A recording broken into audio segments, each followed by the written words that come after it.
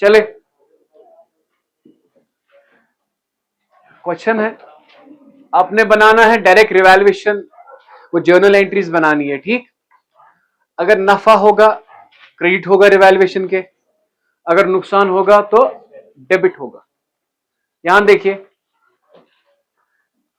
अगर ट्रांजैक्शन में आया आपको नफा तो रिवैल्यूएशन होगा क्रेडिट, अगर ट्रांजैक्शन में आया आपको नुकसान रिवैल्यूएशन होगा डेबिट। ठीक, तो क्वेश्चन है बुक का, pass journal entries for the following revaluations, for the following. इसमें रिवैल्यूएशन अकाउंट नहीं बनाना, कैपिटल अकाउंट नहीं बनाना, बैलेंस शीट नहीं बनाना, जस्ट बनाना क्या है बेटा वहां पे, जर्नल। ठीक है, तो ऊपर लिखेंगे journal entries in the books of firm, journal entries in the books of firm. कह रहा है स्टॉक 12,000 का वॉज इंक्रीज टू 15,000। समझना, 12,000 से कहां तक पहुंचा ये, 15,000 तक। सो 12 से पहुंचा ये 15,000 तक, तो नफा आया। अगर नफा आया रिवैल्यूएशन क्या होगा, क्रेडिट क्या होगा। So journal entry will be, ये है ना पहली, तो मैं ऐसे लिखूंगा, stock account debit, stock account debit to revaluation account. मगर याद रखना बेटा 3,000, कितना, 3,000। ठीक, being revaluation profit credited to revaluation account, simple. या being value of stock increased, it's up to you. ठीक, being revaluation profit credited to revaluation account, ये तो होगी एक एंट्री, मतलब एक नरेशन। या तो आप दूसरी नरेशन लिख सकते हैं, being value of stock increased bye 3,000 या इंक्रीज्ड अप टू 15,000। ठीक है, ख्याल रखना बेटा यहां पे 15,000 नहीं लिखना, क्योंकि टू का मतलब है वहां तक, टू का मतलब है वहां तक। ठीक, now one more point is there, stock 12,000 was increased by 25%। अब दूसरे का वैल्यू कितना हुआ है इंक्रीज, 25%। कितना, याद रखना, जो दूसरे का है ना ऐसे, तो स्टॉक था हमारा 12,000 था ना, कितना बढ़ गया है 25%। ठीक, दैट्स इक्वल टू 3,000। ये समझ आया कहां से। ठीक है, जब आप सीईटी पढ़ोगे ना तो मैं आपको ये सिखाऊंगा ये चीजें। दिस इज 4, 4 3 से 12, तो 4 कहां से आया, 25 1 जा 25 4 जा, तो नीचे 4 है, 4 3 जा 12 और 3 0 7। ठीक, यूज योर कैलकुलेटर नाउअडेज, आगे जाके मैं सिखाऊंगा आपको। अब मुझे बताए कितना वैल्यू बढ़ गया, कितना वैल्यू बढ़ गया, समझ है, यहां पे परसेंट था, 12,000 वॉज इंक्रीज्ड बाय, सो कितना बढ़ गया, 25% मीन्स 3,000। अब मुझे बताओ 3,000 बढ़ गया, नफा की नुकसान, नफा में रिवैल्यूएशन क्या होता है, क्रेडिट क्या होता है, stock account debit to revaluation account, stock account debit to revaluation. Tough लगा, टफ लगा यहां तक, ठीक, कोई क्वेश्चन, ओके, कितना बेटा 3,000, being revaluation profit credited to, या being value of stock increased by 25% या 3,000, क्या लिखोगे, इट्स अप टू यू। ठीक, अब मैं यही फॉलो कर रहा हूं, आप भी लिखिएगा। ठीक है, हाँ, कोई आपको कहेगा ये गलत है, आपको इजी बनाने के लिए मैं आपको ये लिख रहा हूं। ठीक, being revaluation profit credited to revaluation account, हो गए दो, हो गए दो बेटा। ओके बेटा, now the third one, point समझिएगा बेटा। यहां देखो बेटा, टू और बाई में क्या फर्क है? टू और बाई में क्या फर्क है? Stock 12,000 was decreased by 10,000। जब ये बाई होगा ना, उतना ही अमाउंट लेना है। ये नहीं 12,000 नहीं पहुंचा है 10,000, नहीं, 12,000 का स्टॉक वो कम कितना हुआ? 10,000, तो बाई में आएगा बराबर 10,000। अगर टू होता वहां तक कितना है, टू में वहां तक कितना है, बाई में पूरा लेना है। बाई में बेटा टफ लगा? हाँ, कितना हुआ है कम? इंग्लिश, ये अंग्रेजी है, ठीक है, अंग्रेजी का ख्याल रखिए, बस कुछ नहीं करना है। अगर टू होगा वहां तक कितना है? फॉर एग्जाम्पल यहां पे है 15, 15 टू 20, 15 से 20 तक कितना? फिर से 15 टू 15 से 20 तक कितना? तो आपने लेना है 5। क्या लेना है? अगर 15 बाई 10, 10 लेना है। समझ आया? समझ आया बेटा? टू और बाई में क्या फर्क है? टू और बाई में तो कह रहा है स्टॉक है 12,000 वॉज डिक्रीज्ड बाय, कम कितना हुआ? 10,000। कम कितना हुआ? अच्छा, अगर कम हुआ 10,000, नफा कि नुकसान? नुकसान कहां से? डेबिट साइड से। Entry will be revaluation account debit, revaluation account debit to stock account. Is it clear? Revaluation account debit to being revaluation loss, debit to revaluation account. फिर से being revaluation loss debited to revaluation. Is it clear? How much? बेटा how much? गलती ना करना 2,000 लिखना बेटा, 10,000, क्योंकि by है ना, बाई में पूरा अमाउंट वो लेते हैं। ठीक है बेटा, हो गए third. Now the fourth one is stock 12,000। फर्क समझना बेटा, stock 12,000 was decreasing to, to मैंने कहा ना टू मीन्स वहां तक, 12,000 से 10,000 तक कितना है? 2,000, तो कम हुआ है 2,000। फर्क समझना, यहां पे बाई में लिया हमने 10,000 बराबर, stock 12,000 was decrease to 12,000 to 10,000 कितना है? 2,000। समझ आया? टू और बाई में फर्क समझ आया? टू और बाई में फर्क समझ आया? सो 12,000 का स्टॉक वो डिक्रीज हुआ है कहां तक? 10,000 तक। 12,000, 12,000 टू 10,000, वो कितना है बेटा? 2,000।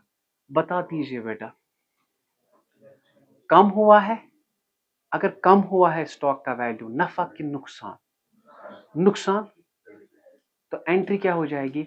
Revaluation account debit to, very good, revaluation account debit to,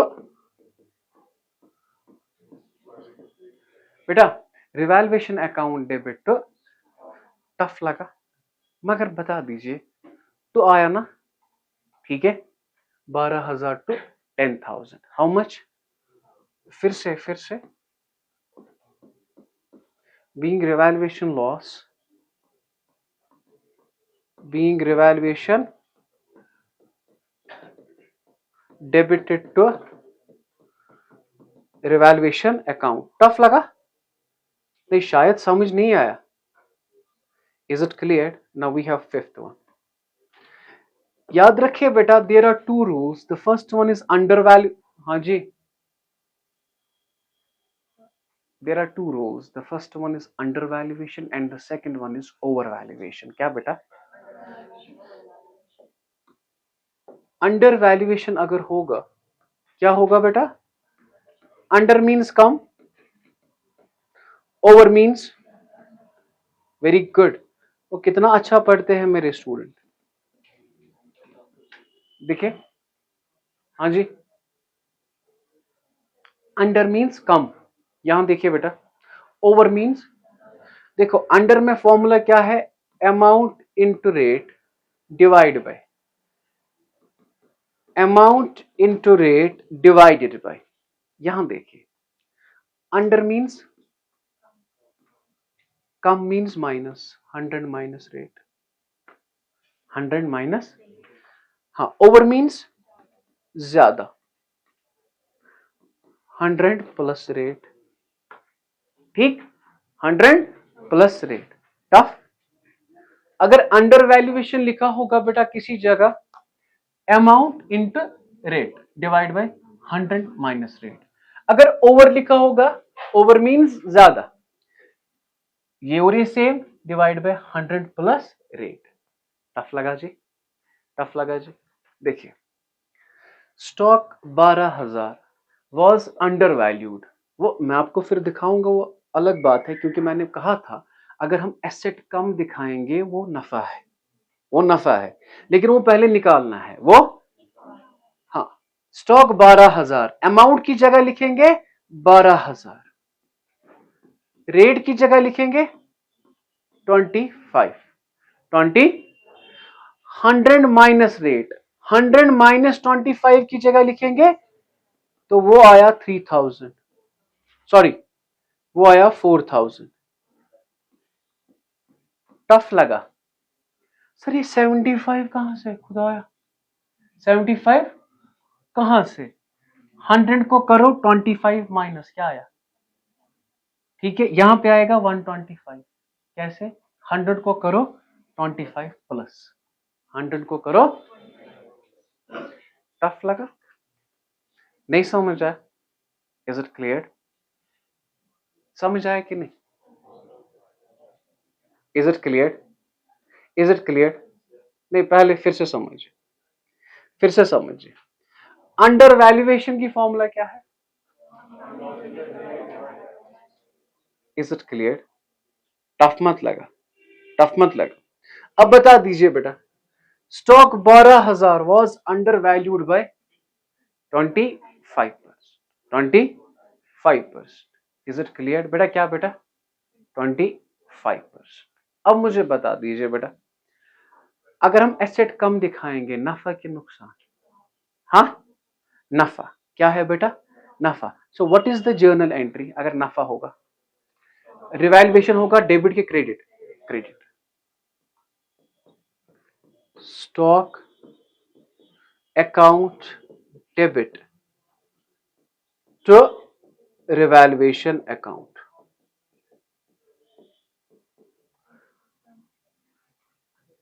tough लगा, नहीं समझ आया, अब being revaluation profit credited to revaluation account, tough लगा। अब बता दीजिए 6, stock 12,000, stock was valued 25% above cost, 25% above cost, 12,000 का जो स्टॉक है वो हमने वैल्यू क्या किया 25% ज्यादा, दैट इज ओवर वैल्यूएशन, बेटा क्या over valuation. What is the formula, पहले ये 4,000 रुपए है, ओके अब अमाउंट क्या है 12,000, रेट क्या है बेटा कितना आ रहा है, सो 2400, कितना आ रहा है 2400।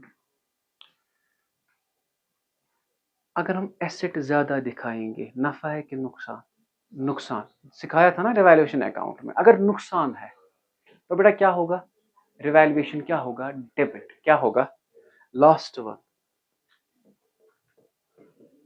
Revaluation account debit to stock account, ये समझ आया 125 कहां से है, 100 प्लस 25, ठीक, being revaluation loss debited to revaluation account.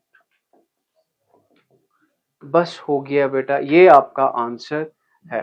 ठीक है डायरेक्ट आप याद रखें बेटा, वहां पे एग्जाम में ऐसा भी आ सकता है 6 एंट्रीज नहीं 3 एंट्रीज आ सकती है। क्या 6 मार्क्स की, 4 एंट्रीज आ सकती है 8 मार्क्स की। Is it clear? आपको समझना है, नुकसान है तो रिवैल्यूएशन होगा डेबिट, अगर नफा है रिवैल्यूएशन होगा क्रेडिट। ठीक है, कॉपी करें आप। चले, हाँ जी, हाँ बेटा,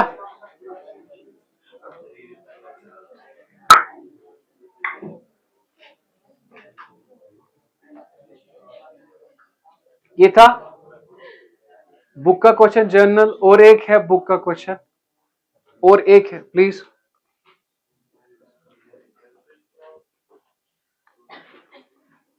अनरिकॉर्डेड एसेट, अनरिकॉर्डेड लाइबिलिटी। फिर से समझना बेटा क्या कह रहा हूं मैं, कि अनरिकॉर्डेड एसेट क्या बेटा, अनरिकॉर्डेड एसेट हो गया एक, and the second one is unrecorded liability. दो है, पहला क्या है, दूसरा क्या है, ये आता है रिवैल्यूएशन के क्रेडिट साइड और ये आता है रिवैल्यूएशन के, जाहिर सी बात है मैंने तो आपको बताया अनरिकॉर्डेड एसेट और अनरिकॉर्डेड लायबिलिटी। बेटा ये नफा है आपके लिए और ये नुकसान, मतलब आपका एसेट है आपके पास और आपने रिकॉर्ड नहीं किया है तो बैलेंस शीट बढ़ेगा ना, तो एसेट साइड से बढ़ेगा। Is it clear? अब क्रेडिट साइड से आता है किस अकाउंट में, रिवैल्यूएशन अकाउंट में। अगर अनरिकॉर्डेड लायबिलिटी है किस साइड आता है, डेबिट साइड, किस अकाउंट में। ठीक, अब we have a question, first question, a claim of 5,000 रुपए against the firm for late supply of goods was acknowledged। एक क्लेम आ गई 5,000 रुपए की, यहां तक बेटा, यहां से देख 5,000 रुपए एक इंसान कह रहा है, हमें कह रहा है कि आपने मुझे गुड्स लेट पहुंचाए, मैं आपको पेनल्टी करता हूं 5,000। बिजनेस को ये नफा है कि नुकसान, क्या है, नफा है।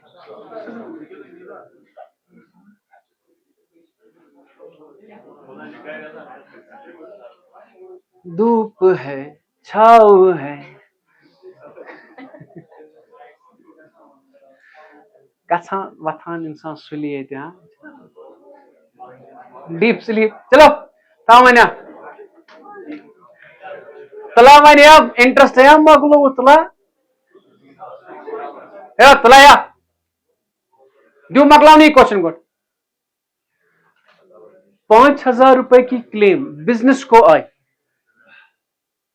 लायर सबका एक इंसान कहता है बिजनेस को कि आपकी वजह से हमें नुकसान हो गया, हमें 5,000 रुपए दीजिए। अब बिजनेस को देना है ना ये, तो बिजनेस का कर्जा है ये, तो कर्जा बढ़ गया, नफा की नुकसान, नुकसान अगर नुकसान है रिवैल्यूएशन क्या होगा, debit. So revaluation account debit to claim outstanding account, simple. Revaluation account debit to claim, tough लगा, समझ आया क्या आई entry, revaluation account debit to claim, easy है, सिंपल बेटा। being claimed 5,000 against the firm for late supply of goods was, वही लिख सकते हैं, या being revaluation loss या unrecorded liability debited, जो आप लिखेंगे narration, it's up to you. अब यहां देखना बेटा, second one, a claim of 5,000 by the firm, firm हम है, हम क्लेम कर रहे हैं for late payment by the was, हमने उसे कहा कि आपने पेमेंट की लेट, हमने कहा किसे, कस्टमर को, कि आपने पेमेंट की लेट तो आपको देना पड़ेगा 5,000 रुपए। उसने कहा मैं दूंगा। हमें आए ना 5,000 रुपए नफा, हम है ना फर्म, अगर हमें आए 5,000 रुपए नफा, मुझे बताओ नफा की नुकसान, नफा रिवैल्यूएशन क्या होगा, क्रेडिट।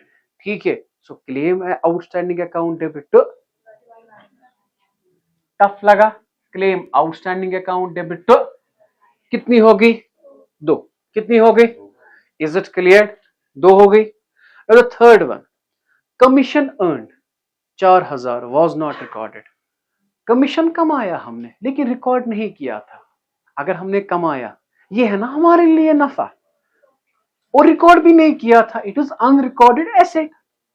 अगर अनरिकॉर्डेड एसेट है, अब बता दीजिए मुझे नफा है कि नुकसान, समझ नहीं आया। कमीशन कमाया 4,000, हम भूल गए लिखना, ये हम भूल गए ये लिखना, इज इट क्लियर। हाँ, हमने कमीशन कमाया, हमने कमीशन, तो हमारे लिए है ना नफा, तो नफा की वजह से रिवैल्यूएशन क्या होता है, credit. Commission outstanding account, sir outstanding क्यों लिखा, ये कह रहा है अर्नड, रिसीव्ड नहीं कह रहा है। हमने कमाया, क्या पकड़ा वो नहीं लिखा है। अगर हमने कमाया, जस्ट लाइक दैट कि मैंने सेकंड इंस्टॉलमेंट अर्न की है लेकिन अभी आपसे मांगी नहीं, जस्ट मैं वेट कर रहा हूं रिजल्ट का। किसका वेट कर रहा हूं, रिजल्ट निकलेगा, पैसा ही पैसा आएगा, पैसा यहां से भी पैसा, यहां से भी पैसा। Okay, 4,000 commission,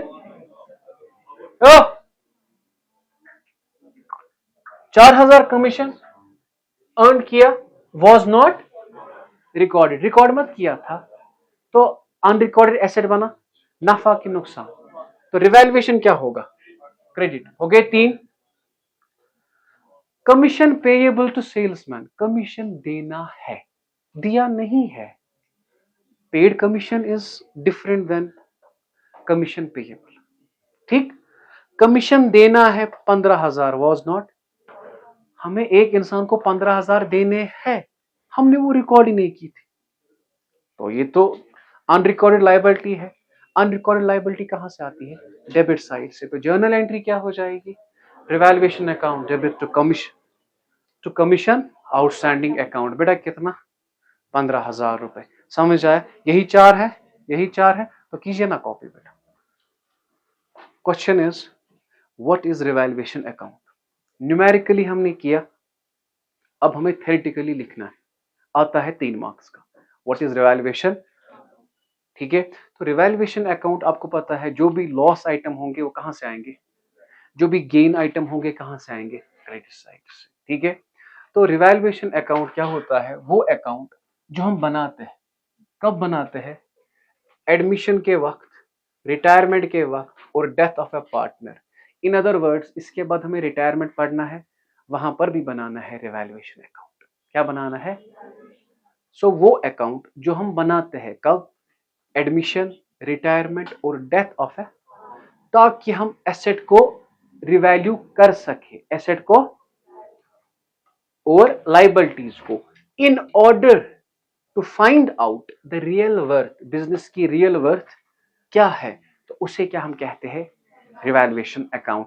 the account which is prepared, the account which is कब, at the time of admission, retirement and death of a partner, to revalue the asset and liabilities of a business in order to find out the real worth of a is called, ये कौन सा account होगा, by nature nominal account, it is, क्यों, सारे expense और losses, that is all the losses such as increase in और shown on,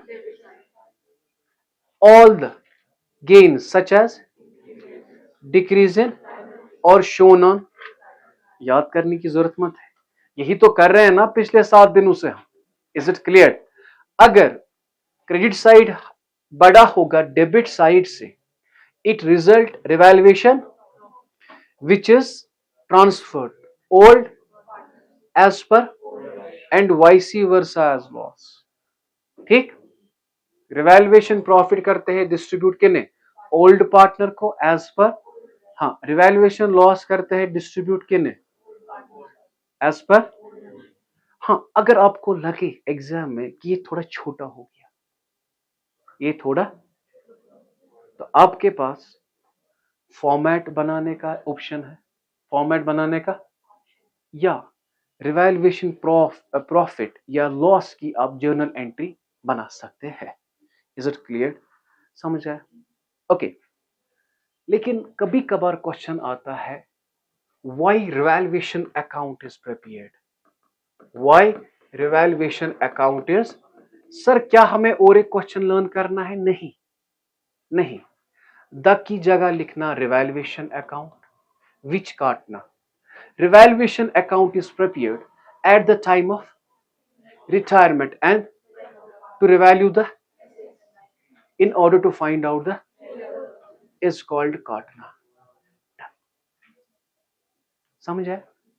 question क्या है? वाई, मैंने डेफिनेशन में ही वाई रखा है, मैंने डेफिनेशन में ही वाई रिवैल्यू, आप मतलब दूसरा लर्न कर सकते हैं, क्योंकि मुझे पता है ना, मैं आपको जानता हूं, आप बिजी होते हो, है ना बहुत।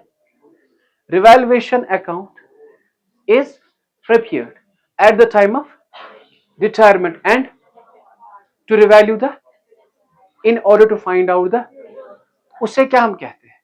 बस is called नहीं लिखना, मेहरबानी, अगर is called लिखा ना वहां पे तो वो आपके कॉल ऑफ मार्क्स करेगा। हो गया ये? Come to know what is revaluation account, हो गया? एक minute. Now what are accumulated profits? You know accumulated profit, general reserve, specific reserve, हाँ जी, जो आपके क्वेश्चन में होता है ना, general reserve, specific reserve, reserve fund, उन्हें आप कहते हैं एक्यूमुलेटेड प्रॉफिट्स। क्या कहते हैं? ये आ सकता है, व्हाट आर एक्यूमुलेटेड प्रॉफिट्स। देखिए वो पार्ट ऑफ प्रॉफिट, वो पार्ट ऑफ, अच्छा मुझे बताओ रिजर्व किस साइड आता है कैपिटल अकाउंट के? Credit side. बात कीजिए ना मेरे साथ, बैलेंस शीट में डेबिट, रिजर्व आता है क्रेडिट, आता है क्रेडिट। टफ लगा? अब बताना, प्रॉफिट का वो हिस्सा, प्रॉफिट का जो हमने अभी तक क्रेडिट नहीं किया, उन्हीं को कहते हैं एक्यूमुलेटेड प्रॉफिट। क्या कहते हैं?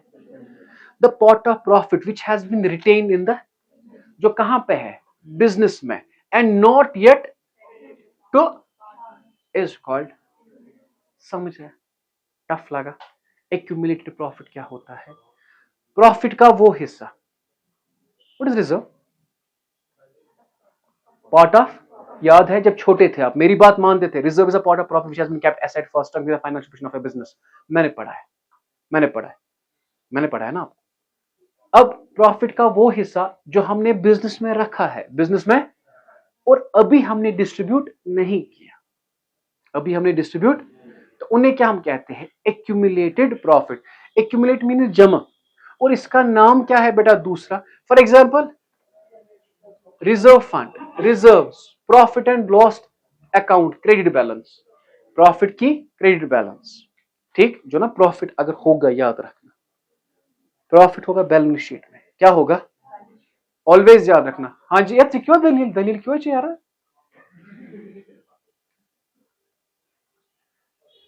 It is also known as retained, या दूसरा नाम है रिटेन्ड। Is it clear? अगर 3 मार्क्स का आए, इतना मत लिख सकते हो, आ सकता है अगर आए तो journal entry of accumulated profits, journal entry of accumulated, तो आप लिख सकते हैं general reserve account debit to partners capital लिखना। क्या लिखना? क्या लिखना? Old partners capital. क्या लिखना? Is it clear? वो जर्नल एंट्री आप लिख सकते हो। टफ लगा? समझ आया? अब ऐसे ही बेटा accumulated loss, accumulated, okay, the part of which has been suffered by the and not yet debited to is called, for example, debit balance of profit and loss के debit balance, profit और loss account की debit balance। Tough लगा? याद रखना, जब आप profit and loss account बनाते थे, जब आप छोटे थे ना, मेरी बात मानते थे आप, लेट इट बी यहां से होता था 100 रुपए, this is profit and loss account, is it clear? और यहां से है 40 रुपीज, बड़ा कौन? बड़ा ये 100। अब नेट लॉस आया ना 60, ये कौन सी बैलेंस है? डेबिट।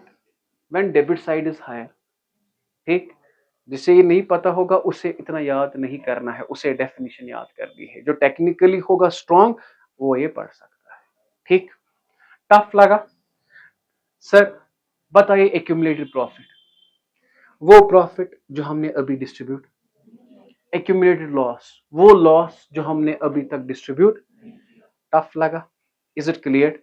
ओके, इंपॉर्टेंट पॉइंट क्या आप लिखेंगे कॉपी पे, provident fund and gratuity fund. अगर आपके क्वेश्चन में कोई भी रिजर्व आता है, आप डिस्ट्रीब्यूट करते हैं ना, रिजर्व फंड आएगा, डिस्ट्रीब्यूट करते हैं।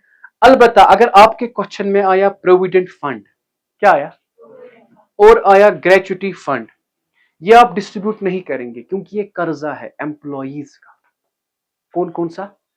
Provident fund and,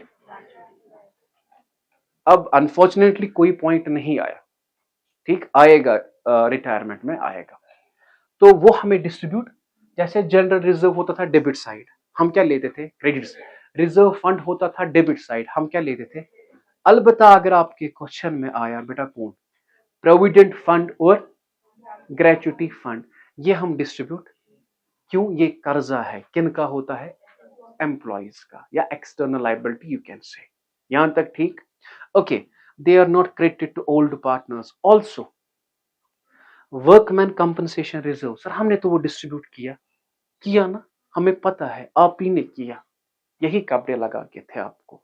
workman compensation reserve, workman compensation reserve, अगर क्वेश्चन में लिखा होगा वर्कमैन कंपनसेशन रिजर्व आपको है 10,000, कितना है? इसकी लाइबिलिटी है 6,000, कितनी है? मतलब वर्कमैन को कंपनसेशन कितना देना है? यू हैव टू डिस्ट्रीब्यूट 4,000, ये 6,000 आपने डिस्ट्रीब्यूट, क्यों? ये कर्जा है। Workman compensation reserve up to extent of is not credited. 10,000 में से कर्जा कितना है? नहीं, पहले समझिए ये वर्कमैन कंपनसेशन रिजर्व होता क्या है। अगर किसी वर्कर को कुछ होगा तो उसे हम देते हैं कंपनसेशन, क्या देते हैं? ठीक, उसके लिए हम रखते हैं पैसा। हमने कितना पैसा रखा? तो एक वर्कर को कुछ हुआ, उसे कितना लगा? तो 10,000 में से लायबिलिटी कितनी है? 6,000। तो आपने ये पार्टनर को नहीं देना है, क्यों? ये देना है वर्कर को। कब देना है? जब वो कहेगा, ठीक। हम बना रहे इस पार्टनर्स कैपिटल अकाउंट, आप डिस्ट्रीब्यूट कर सकते हैं सिर्फ कितना? 4,000 रुपीज। कितना कर सकते हैं डिस्ट्रीब्यूट? 4,000। इन चीजों का ख्याल रखें, ठीक है। हो गया ये, done. Hidden goodwill what is, मैं कंक्लूड करूंगा ना आज, व्हाट इज बेटा, क्या? Hidden goodwill. बात समझिए बेटा, हिडन गुडविल का मतलब क्या होता है बेटा? बिजनेस के पास गुडविल है लेकिन apparently it is not in the question. Hidden goodwill means that the firm has goodwill, but is not apparently available in the question. नहीं समझ रहे? फिर से समझिए बेटा, hidden goodwill means that the firm has, firm को goodwill लेकिन apparently ये क्वेश्चन में नहीं दिखती। 1 मार्क्स का आएगा लिखना। सर अगर 3 मार्क्स का आया तो करे क्या? या तो 1 है, या तो 3 है, या तो 8 है। 8 तो नहीं आ सकता है, छोटा सा पॉइंट, या तो 1 आ सकता है या तो 3 आ सकता है ना? या तो 1 आ सकता है या तो 3। हाँ, अगर आपको मजाक किसी जगह जाए ना आप, जहां पे आपको मजाक दिखेगा, समझ आ रहा है?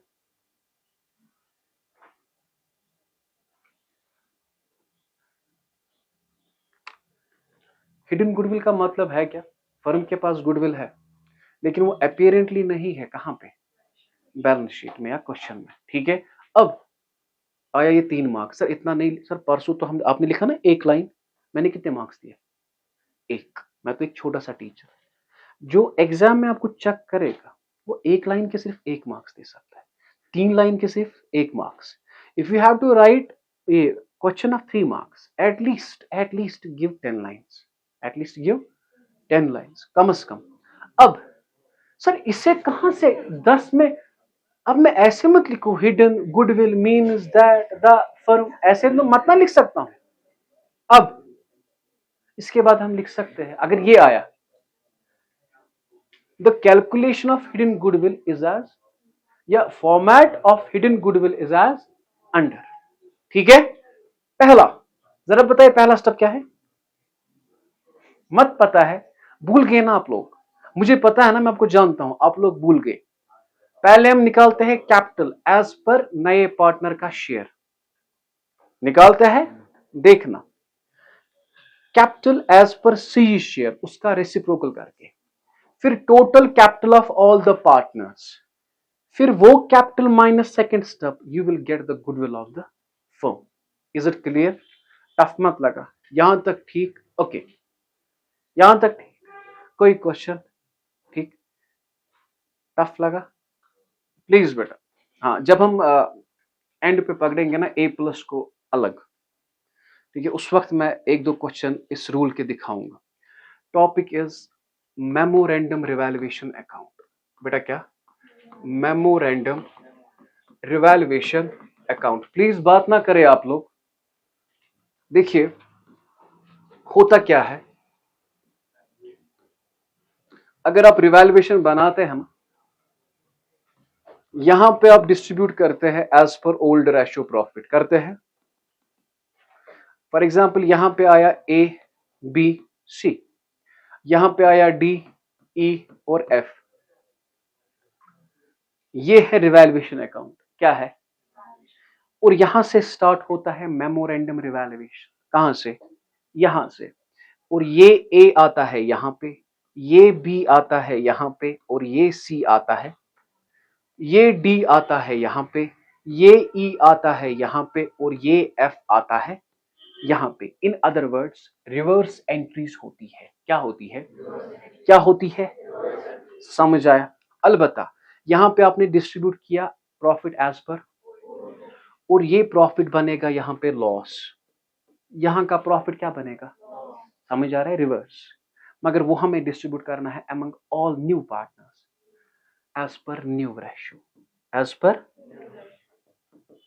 बात समझना, होता क्या है असल में, क्या होता है जब नया पार्टनर आता है, क्या आता है, जो ओल्ड पार्टनर है ना, वो कहते हैं कि हम बैलेंस शीट में दिखाएंगे एसेट एट रिवैल्यू। रिवैल्यू मतलब एसेट का नया वैल्यू देंगे और लायबिलिटी का नया वैल्यू देंगे। ठीक है? हाँ, ये एक जिसमें हमने बनाया रिवैल्यूएशन अकाउंट, जो आपको 99.9% आता है एग्जाम में, हर वक्त आता है। ये कभी नहीं आया है एग्जाम में, लेकिन क्वेश्चन आ सकता है what is memorandum revaluation account, आ सकता है। जब नया पार्टनर आया तो उस वक्त हम सोचते हैं कि हम बनाएंगे नया बैलेंस शीट, जो हम बनाते थे एट रिवैल्यूड फिगर्स, बनाते थे। अब जब नया पार्टनर आया, उसने कहा कि आप रिवैल्यू मत कीजिए, आप रिवैल्यू, समझ आया? हाँ, हर कोई एसेट जो है ना वो पुराने फिगर पे रहेगा, पुराने फिगर पे। तो उस वक्त हम बनाते हैं मेमोरेंडम रिवैल्यूएशन अकाउंट। हर कोई एसेट रहता है ओल्ड फिगर पे एक्सेप्ट कैश। क्यों? ये लाता है ना कैपिटल में, कैश अकाउंट डेबिट। फिर से समझना जो मैं कह रहा हूं कि बैलेंस शीट हम जब बनाते हैं, क्या बनाते हैं, तो हम जो वैल्यू लेते हैं ना, हम लेते हैं ओल्ड वैल्यू, नया वैल्यू। सर क्यों? हमें तो नफा आया, जो नफा आया उसका हमने रिवर्स किया ना इफेक्ट। क्या किया उसका? Is it clear? जो नफा आया उसका रिवर्स इफेक्ट, ठीक, जो नुकसान आया उसका रिवर्स इफेक्ट। दो चीजों का ख्याल रखना। Revaluation profit is distributed as per, अगर प्रॉफिट आया यहां पे क्या आएगा, अगर प्रॉफिट आया यहां पे क्या आएगा? Is it clear? और वो लॉस हम डिस्ट्रीब्यूट करते हैं among all the partners, among as per new ratio, as per. समझ आया? As per new. अभी मत आपको थोड़ा लग रहा है ऐसे ही, क्योंकि इसका न्यूमेरिकल नहीं किया, मैं दिखाऊंगा अलग एंड पे जब रिवाइज करेंगे, सिलेबस खत्म होने के बाद जिसे जरूरत होगा। यहां तक ठीक हुआ ये। अब मुझे बता दीजिए, जब बैलेंस शीट बनाएंगे क्या हम लैंड लेंगे ओल्ड वैल्यू पे कि न्यू वैल्यू पे? ओल्ड वैल्यू पे। कब ओल्ड वैल्यू पे? जब बनाएंगे मेमोरेंडम रिवैल्यूएशन। हाँ, हर कोई एसेट और हर कोई लाइबिलिटी, क्या हर कोई एसेट और हर कोई लाइबिलिटी आएगी ओल्ड वैल्यू पे, except cash, except. So we have a question, difference between revaluation account and it is prepared to know the effect on account of revaluation of asset and liability on the capital old partners. नहीं समझे? What does this mean on the capital? अगर revaluation profit आया, transfer किसे करते हैं? किसके? Capital को। अगर लॉस आया, ट्रांसफर किसे करते हैं? किन्हें? Old. It is prepare to know the on account of asset and on the, क्योंकि अगर रिवैल्यूएशन प्रॉफिट आया, रिवैल्यूएशन लॉस आया, किसे ट्रांसफर करेंगे? ओल्ड पार्टनर्स को, as per old. It is prepare to know the profit और on account of asset and on the capital of old and, समझ आया? यहां पे क्या है? सिर्फ यहां पे क्या है? सिर्फ new partners. Is it clear? मतलब न्यू पार्टनर्स, ओल्ड पार्टनर और plus figure in balance sheet, asset और liability are shown in balance sheet eight altered value. Revaluation के वक्त बनाते हैं ना, बनाते हैं कि नहीं? लैंड दिखाते हैं नए वैल्यू पे, करते थे ना land 3 lakh plus 30,000, building 1,50,000 plus 15, मुझे याद है। अब the revalued asset and liability are shown in the balance sheet at, यहां पे रिवैल्यू नहीं होता, किस फिगर पे दिखाते हैं? ओरिजिनल। यहां पे किस फिगर पे दिखाते हैं? ऑल्टर्ड फिगर पे, ठीक है।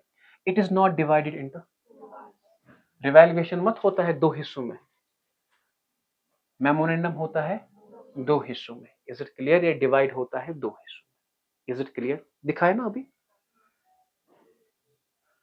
एक हिस्सा दो हिस्सा नहीं, मेमोरेंडम रिवैल्यूएशन होता है डिवाइड दो हिस्सों में। कितने हिस्सों में? दो हिस्सों में। Is it clear? Last point, transfer of the profit and loss in revaluation account is transferred in the profit and loss in the first part of memorandum revaluation account is transferred to old partner in, पहले किया transfer, whereas the second part cancels the effect of and its net effect is transferred to in, समझ आया? मगर याद रखना, अगर पहले में आया प्रॉफिट, दूसरे में क्या आएगा?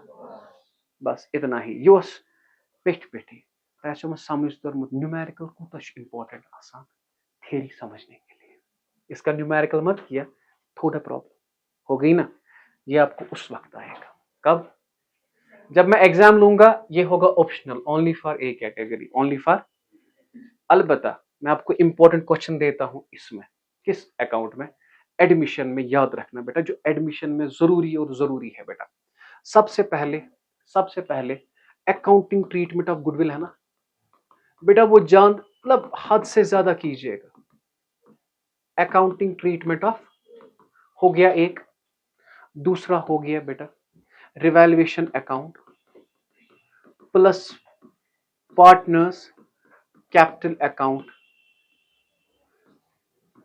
With journal entries. बस ये इसका पेपर इंपॉर्टेंट है बेटा।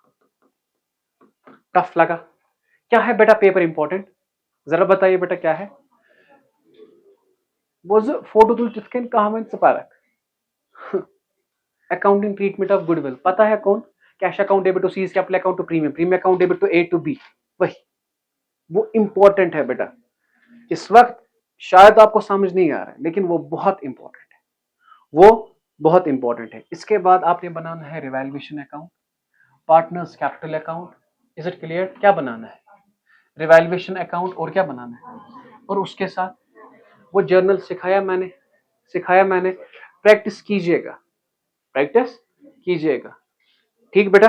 और रिकंस्टिट्यूशन पहले ही है, कुछ एमसीक्यूज क्या है वो देखना आपको आएंगे कि नहीं, मेमोरेंडम रिवैल्यूएशन के भी एमसीक्यूज आएंगे, ठीक है बेटा। With this you completed your admission of A partner, और इसी महीने आप रिटायरमेंट भी कंप्लीट करेंगे, ठीक।